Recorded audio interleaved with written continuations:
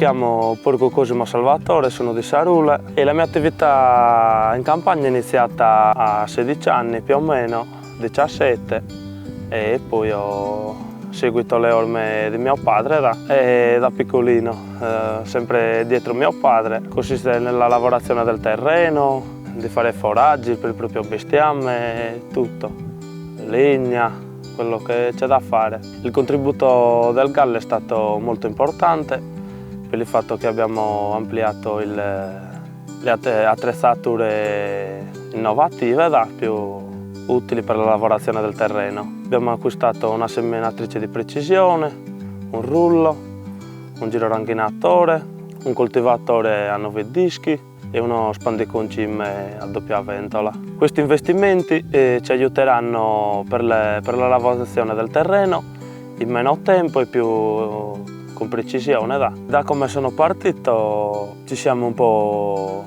evoluti anche per la lavorazione del terreno, per il bestiame, anche con lavorazioni minime senza toccare molto il suolo, eccetera, come per esempio con il coltivatore che abbiamo preso. Quello ci serve per avere più una minima lavorazione e fare più ettari in meno tempo. Io la mia vita l'ho sempre immaginata qua in campagna, sempre da piccolino. L'ho sempre conosciuto di famiglia e mi è sempre piaciuta.